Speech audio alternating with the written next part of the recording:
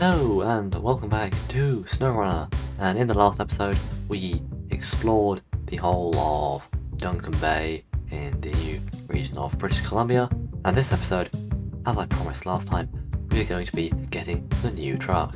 Well, one of the two new trucks, which is the Kenworth 963.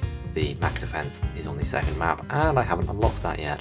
So what we need to do to unlock this truck is deliver to the house yard over here where the truck is a scout fuel carrier up by this factory. We then need to fix the truck and it needs 240 repair points and some fuel, but we will bring fuel in the form of the scout fuel carrier, so all I need is 240 repair points with me.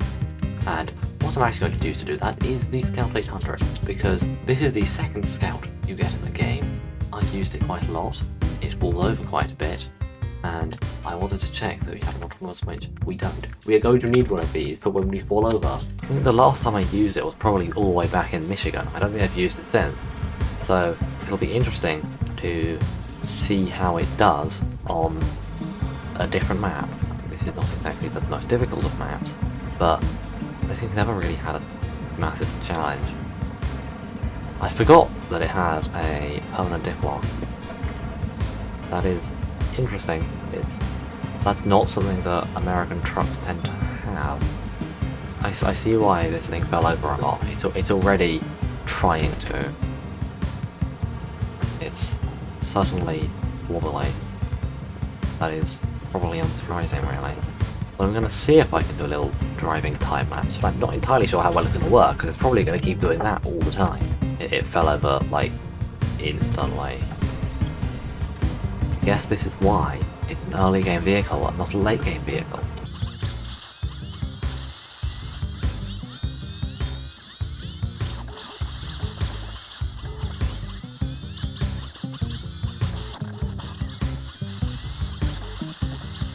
It appears to have suffered a minor case of stuck in puddle.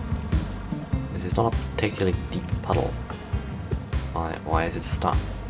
We have some movement.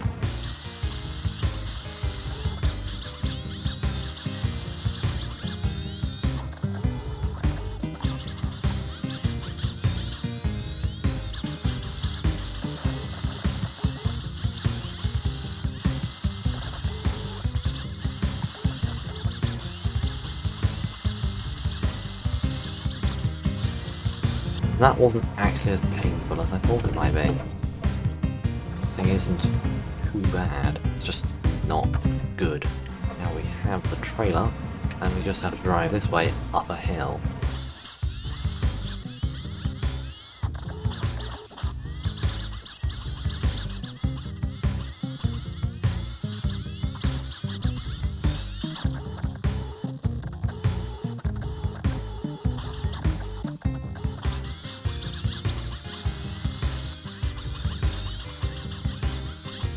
Well, after that drive, I have slightly changed my mind about this vehicle, and yeah, it is definitely a stock vehicle, and I should have left it in Michigan, where it belongs, because it is actually pretty bad. However, we don't have to use it anymore, because we are at the destination. So that's the stage completed. Now we just need to fix it up and refuel it. So repair parts, go there, like that, and fuel. There we go. It is longer than the Mastodon, which they added recently as well. I'm not actually sure how big it is compared to the Twin Stick. I assume that the Western Star 5900 Twin Stick is still bigger, because that thing is very long. However, this is probably wider by a lot. And it's having difficulties already. It has a locked diff. Apparently that means nothing, because it's not going anywhere, and that wheel over there is spinning. Okay, we might need to do some engine upgrades on this thing, because apparently it's having difficulty. You know what, I'm just going to shove the fuel back into the fuel carrier, and we're just going to take the thing for a little drive to see how it is before I fully upgrade it. It's 7 gears. Is that like the stock gearbox? That would be an interesting stock gearbox, so I doubt it. down a hill it's not too slow. It does sound like a plane.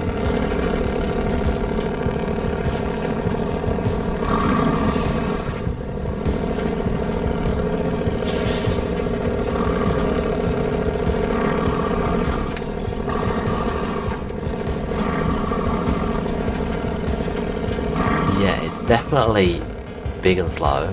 That's probably not surprising, considering it is a big slow truck. Let's see how it deals with this random tiny patch of mud here.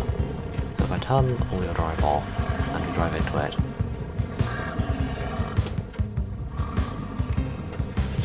all-wheel drive is helping definitely, yes. It's making it, and it's on stock tyres, and the tyres for this are not great. They are all-terrain tyres. They are fairly standard in terms of all-terrain tyres. So I'll probably put this on mud tyres if I can, because that's what I do with everything. Let's just take it back to the garage and see what I can do. So engines, we have this big one that I unlocked from an upgrade last episode. It did have the higher range in it. We're going to stick the advanced special in it because I love the advanced special gearbox. I use it wherever I can. We're going to put it on MSH2 because my favourite of the MSHs. Spare wheel. We can have one or two. I don't know how that'll work with the attachments on the bed, so I'll leave that for now. Stock, intake, air filter, wedge cap. Obviously, we want that. That is also not really a wedge. I'm gonna be honest. As wedges go, you can get far more wedge-looking wedges. That is very much circular. And now the frame add-ons. We obviously get the new crane, log carrier, log loader crane. Oh, that is interesting. The crane goes over the front like that. That is cool. I assume that means we can have it with the log carrier front, with a short logging frame and a medium logging frame. Oh, that is nice. We then also get a flatbed. Ooh, and a long flatbed. Large maintenance frame add-on. That's cool. Sideboard bed, long sideboard bed. Fuel tank, long fuel tank. Ram towing platform, fire tank, loading crane. Can we get the crane with the long sideboard bed? Yes, that's nice. 3 slots plus crane is a pretty rare combination, and it only gets a high saddle. That's slightly annoying, but I guess it is huge, so that's not exactly surprising. Wait, it gets a fuel tank with a high saddle. That is a very cool combination. It might need it because it might drink a lot of fuel. Unfortunately, we can't have a sideboard bed with a high saddle. I'm not quite sure why, because as far as I can tell, if we get the sideboard bed and we get a fuel tank, they look about the same length to me. It's probably slightly different, but it would be really cool if we could have a sideboard bed and a saddle, and then we could have a ridiculous amount of cargo slots. This crane setup is just cool. More trucks should do that. In terms of visuals, we have some visors. I'm going to sell that because that's annoying to me. Beacons, parking lights, get rid of those. Oh, we get the world's tiniest trunk repair supplies. Wait, they get 300 repair parts and 140 fuel. That's a lot of stuff considering this roof rack is absolutely tiny. Look how small this is in comparison to the whole truck. It's just a tiny little thing on the roof. Then we can have 2 different types of fog lights, and for some reason, normally the LEDs are more expensive, but for some reason these are more expensive. So we're going to put the more expensive ones on, because normally that means they're better. In terms of bumpers, there's stock, heavy duty pipe, crossbar, fog lights, and reinforced bar. And generally the most important thing for this is what's the ground clearance like, and this has these little handles in the bottom, and I'm pretty sure they have a hitbox because I think they were getting caught on that rock when I was trying to drive this stock. So I might just go and put this on because it has the highest bar. We could have some horns, but we don't need those.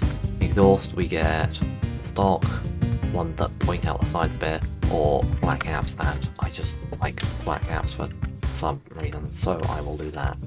Then for the paints, we get this very bright pink and blue, red and white, black and orange, purple and highlighted green, I guess, and then a nice blue and turquoise. Obviously though, I'm painting it pink because all my trucks are pink. No interior accessory again. They seem to not be putting those on as much as they used to. But now we see what this is like with all the upgrades. And of course, it's night again. This thing just looks so long. Does it fit? Sort of. I guess that works. Not getting as bad a fuel consumption as I thought it might. When we start going up this hill, you'll truly see. Let me try and go up here. Let's see if we can manage it and the diff lock actually function this time rather than just failing to lock the diffs. Well, it's making it, and it's not really hitting 20. Well, it's close. Not quite. Oh, and it's got stuck again. This is like the problem with this game. What is going on here? How is it not moving? How are these two wheels down here spinning when the diffs are locked? It has a permanent diff lock, so they are welded. This just does not make sense. Put it into a lower gear. Can we get some movement? No. Is it gonna move at all? No. It's just kind of stuck. Well, this thing is apparently not good at hills, which is a shame because this map is full of hills. You know what? We need to test this thing's capabilities. So let me find something for it to do. This seems like a good test. There's a construction rig semi-trailer up here. That's one of the big, heavy special trailers, and we need to get it down to the parking near the reservoir. So let's see if it can actually do this. You know what, let's also take a look at the interior while we drive over. We have a lot of dials. That is an excessive amount of dials.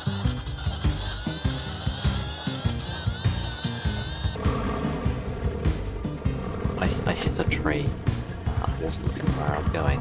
However, the tree did wobble a bit, so I wonder if this thing could destroy trees. It probably can, let's be honest. Look at it.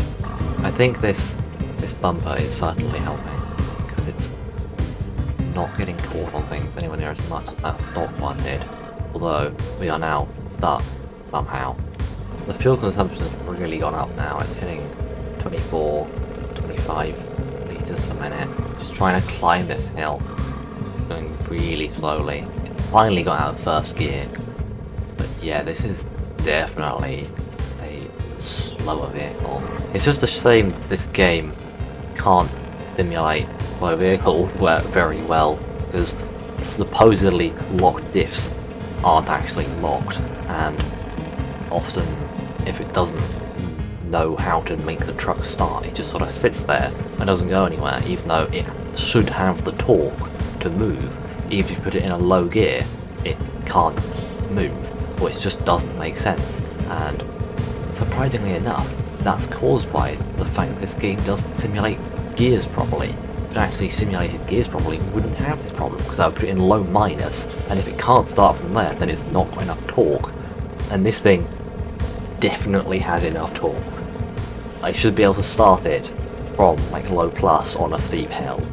Like, the engine in this is an absolute monster.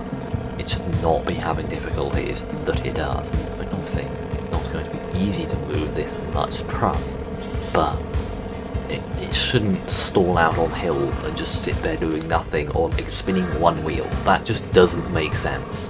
Hey, look, a hill, we're stuck. We get in low minus, and nothing happens, because low minus just limits the wheel speed, not actually increasing the torque multiplier. Yeah, this is great gameplay right here. Well, the trailer is here, so now we just have to pick this up and then deliver it, which is definitely the harder bit, and it was difficult enough just to drive over here. The route that seems immediately obvious to take to get down here is to just drive back down this road that we came down. But the problem with going that way is you then have to either go all the way up this hairpin bend filled road, or you have to keep going down and then try and fit it through there, or all the way down to the garage area and around there. So what I'm actually going to do is just take it across here, somewhere around there, and go the same route pretty much as we did with the Scout, except we're gonna, instead of coming off there, we're gonna keep going down there. I might actually drive down the tracks for a bit because that's shorter and tracks are fairly easy to drive along. But that does mean that it's not the most exciting journey, although this bit around here might be a bit difficult. But I do need to see how well it does at crossing this bit of bog over here, because I'm not sure how well I can do. Got the mud tyres, so hopefully it can just fly on through it like the Macedon and things like that can. I also am going to fail this first corner probably. Wow, I didn't actually hit the lamppost, I'm surprised. Yeah, this area over here is fairly shallow in some places, deeper in other places, like here, and some bits of it, it's not actually very muddy. And of course we're having difficulties with the mud. Well, it's not the mud, it's just slight hill underwater. Come on, use the torque that you don't have. You can see why people are a bit underwhelmed with this thing. Like, look at the size of it, it should be able to pull anything. Yeah, well, it is pulling it, just very slowly. Well, that works. If we turn off all-wheel drive, then all the power goes to the back wheels, and we don't have a traction issue. So that means that it can actually move rather than just sort of stalling out of it. And there's another deep bit here. I should probably just drive down where the road's supposed to be, but I can't really turn over there because this thing doesn't turn very sharp. And with a trailer, it will turn even less sharp. So let's just see if I can get it through this bit of bog and over to the factory without taking 10 years about it, which it seems like we might do. Arriving in the factory now, and let's see, can we sneak around the back there? We might be able to, but it has barely touched the hill and it's already just stalled out. I don't have the all-wheel drive on, we can put it in low minus, where it theoretically should have all the torque it needs, and it's going nowhere. That just does nothing. Guess we just have to winch it up a hill. This is just absurd. I feel like I've given the truck a lot of hate in this video, and I think that's a bit unfair, because the truck itself is very cool. It gets some nice add-on combinations, and it's big, and it looks nice. But the engine really just is abysmal and lets this truck down.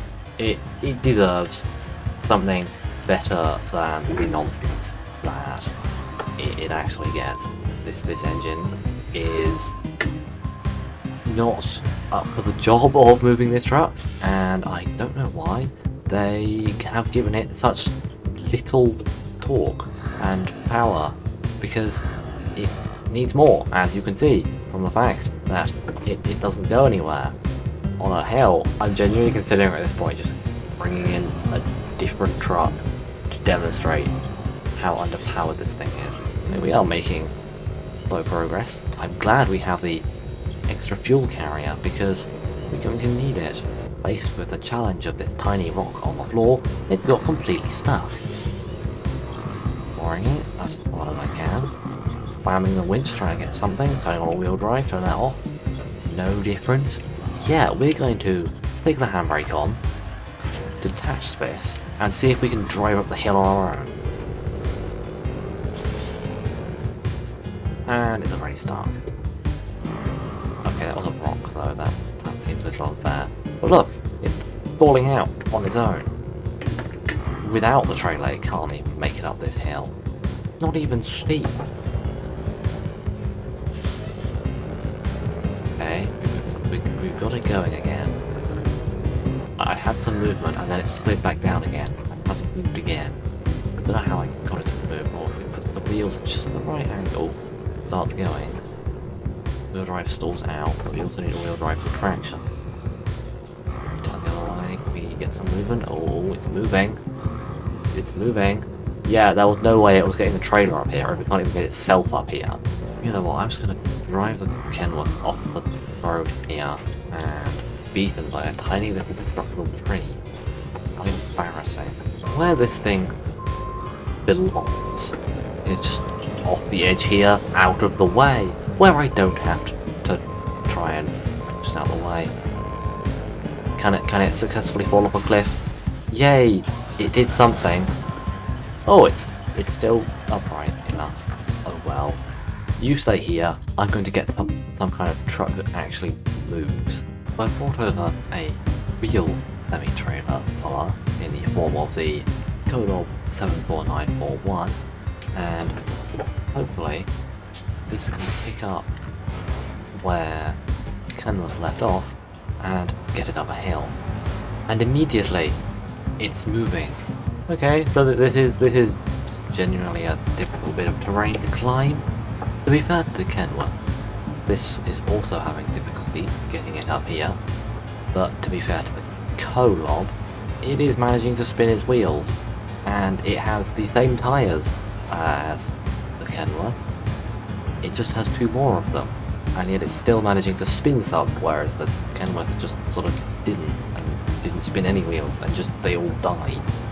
Now, it may have taken quite a while and quite a lot of fuel, but the Kolob has got it to the top of the hill. But overall, it is cool. It gets possibly some of the best add-on combinations in the game. It is theoretically capable of a lot of things.